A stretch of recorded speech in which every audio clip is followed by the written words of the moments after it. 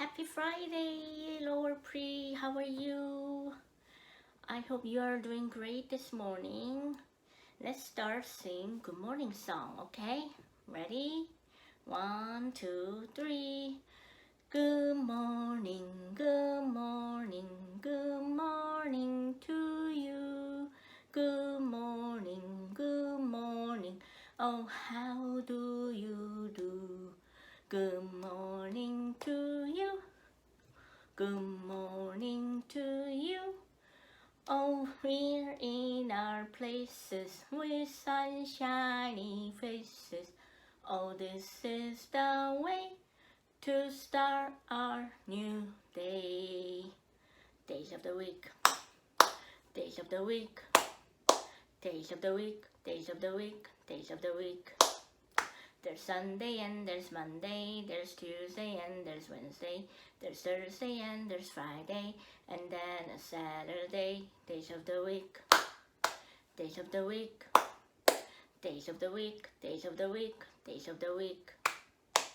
Yesterday was Thursday, Thursday, Thursday.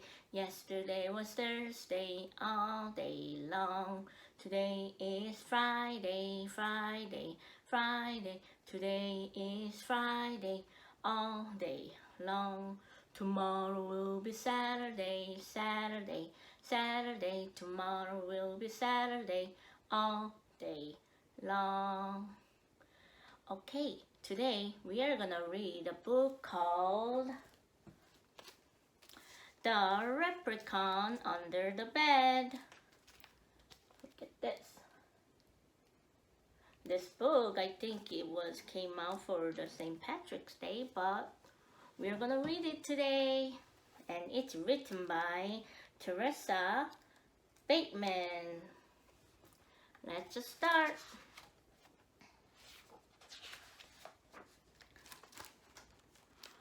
Brian O'Shea enjoyed his privacy. A leprechaun can be alone without being lonely, he liked to say. Indeed, he would know, for he made a snug home beneath the ground, in an out-of-the-way spot. Look at that. That's where he lives. And looks like he likes to make shoes. And let's find out. But time went on. Big, tall human people moved nearer and nearer until one day a man named Sean McDonald started building a stone cottage right overhead. Brian tried leprechaun magic to stop Sean.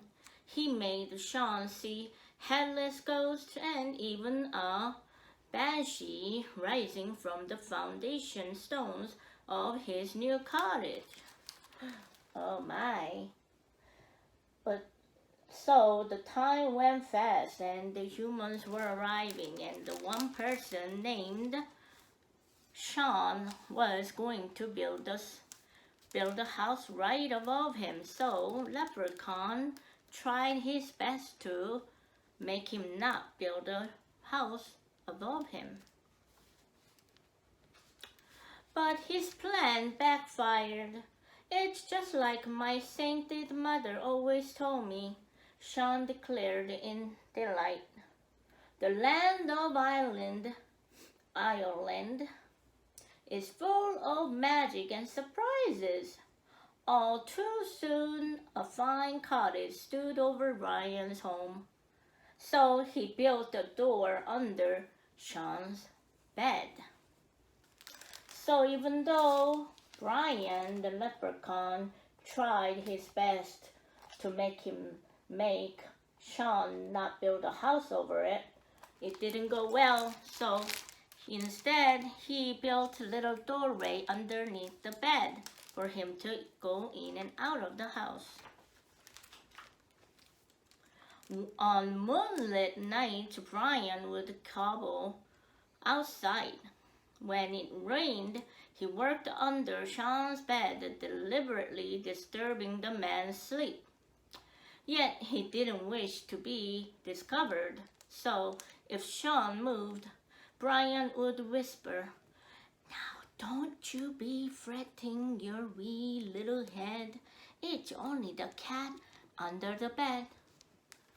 So at night, Leprechaun light coming out of the house and walk outside, right? But sometimes sometimes Sean would move because there was some little noise coming out. But Brian, the leprechaun, always whispered, saying that it's just a cat, you don't have to wake up. After a week of restless nights, Sean decided he had to know why he wasn't sleeping well. He went to bed as usual, but though his eyes were closed, his ears were open. At midnight, the tapping began, and Sean sat bolt upright. "Now don't you be fretting your wee little head. It's only the cat under the bed," he heard from below. Ah, of course, the cat. Sean yawned, settling back under the covers. Then his eyes flew open. "I don't have a cat," he thought, and even if I did, whoever heard of a talking cat? Right? So one night, because Sean was not getting enough sleep, he decided to see what's going on, right? And then as midnight came, there was a tapping sound, and he stood right up on the bed to see what's going on. And of course, Brian, the leprechaun, was whispering that it's a cat. But Brian almost fell for it, but Sean woke up saying, "I don't have a cat, and I wouldn't be hearing a cat talk," right? So Sean was surprised. So what was under the bed? The answer popped into his head. Sean smiled. His mother had always said that a leprechaun in the house was a fine piece of luck. Luck he couldn't afford to lose. The next morning, Sean made a stirabout for breakfast and placed a bowl of it under the bed for the cat. At lunch, the bowl was empty, so he put in some stew. From that day on, every time he filled his own plate, he added a bit to the bowl under the bed. So I think Sean figured out there's a leprechaun under the bed. So every time he makes a meal, he even made a little meal for the leprechaun. Sean was a hard-working man, but his small farm produced barely enough. Times grew hard and times grew harder until there came a day when Sean went to the bed with both his stomach and the bowl empty. The next morning, a gold coin gleamed in the middle of the kitchen table. "What a blessing it is to have a cat in the house," he remarked aloud before hurrying out to buy good food. So Sean is a good, hard-working man, but as the time goes by, the harvest was not doing so well, so he was hungry and then he was getting poor. And one morning, there was a magical touch going on in the house. He found a gold coin on the kitchen, of the sink in the kitchen. So he said it out loud so the leprechaun can hear it. "So thank you for the coin you gave me," right? And then he went out and got some food. They lived well for weeks on that coin, but soon the cupboard was bare again, and another gold coin appeared. Consider this a loan, Sean said, until times are better. Thank you, cat. But when Sean went to buy his oatmeal and potatoes, there was more than one eyebrow raised in the village. A poor man might have saved one gold coin for hard times, but two? So, after he bought food from the coin that Leprechaun left the first time, it was all gone, so he had to starve again. And then there was another gold coin, so he was able to get the food more. And then also while doing that, he said, "Thank you for all the coins. I will pay you back later." And then he went on to the market to get some food. But other people in the neighbor was kind of suspicious. They were wondering, oh, how come he's poor but he keep getting the food from the money he might not have? Gossip ran like water through fingers, and as it spread, it grew. Sean MacDonald must have a whole chest of gold coins hidden in his cottage. What many tongues says, be it true or not, many ears heard. Here. Two robbers caught wind of the tale and decided that no one deserves a Sean's gossiped gold more than they did. One crisp, dry morning, they hid outside, waiting for Sean to leave. Then they slipped into his cottage, tossed the cupboards, and pried the stones out of the fireplace. So word spread, and everyone thought Sean had some hidden treasure in the house. So two robbers came into Sean's house and started searching for it.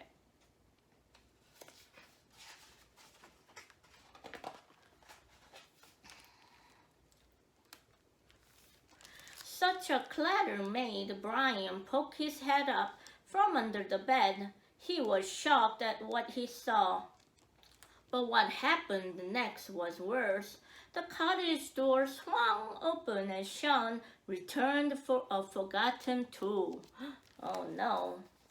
So Leprechaun, the Brian, was so worried because it was so many noise going on. So he came up to see it, and he was worried that there was two robbers. Then also Sean came back home to get something that he forgot to get. Uh-oh.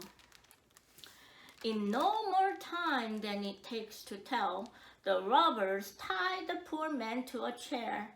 "Tell us where you've hidden the gold," they bellowed. Fearing for Sean's safety, Brian banged his hammer against the floor to catch the robbers' attention. "And now, what's that?" one of the men asked. Fearing for Brian's safety, Sean spoke quickly. "Now don't you be fretting your wee little head. It's only the cat under the bed."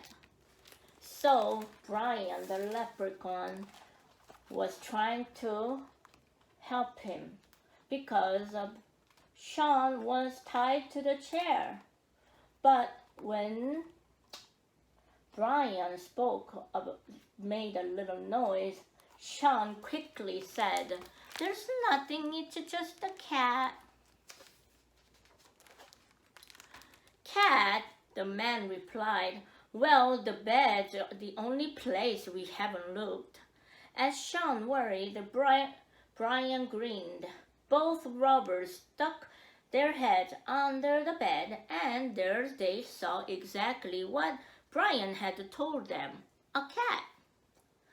So the robbers were wondering where the noise was coming from, and they have realized the only thing they didn't look was under the bed. So they looked under it, and there was a cat. Oh, nice trick, right? But this was a wild cat, eyes like lightning and claws like knives. The cat smiled at the robbers, then licked its lips as if it found the sight of them tasty. So, but this time the cat was the wild cat, and the cat was like, "Ooh, you guys look tasty," and I wonder what he did. I think the cat have scared them away, right? With a shriek, the man tumbled backward, then fled as if the devil himself were at their heels. Brian laughed till tears ran down his cheeks. That's so funny, right? The leprechaun tricked them by turning into a cat, right? And the robbers ran away.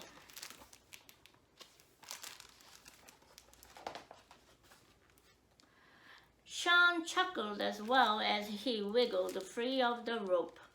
Then he stretched and bowed in the direction of his pillow. "'Tis a grand thing indeed having a cat beneath the bed," he declared. "Aye," replied a voice from below, "and it's a pleasure having a friend above it." So now Sean has said thank you to the cat under the bed, and the cat under the bed, as well as the Brian, which is the same, has said, "So am I. I love having a friend above my ground," right? Above it. So I think they became a friend. And they lived well and happily for the rest of their days. So now that they are friends, they love living together, right? Now Leprechaun can come outside at night to work on his stuff while Sean is inside reading a book, right? I love this book. What a good story, right? I liked it. Did you? I think it's always good to help each other when it's a hard time, right?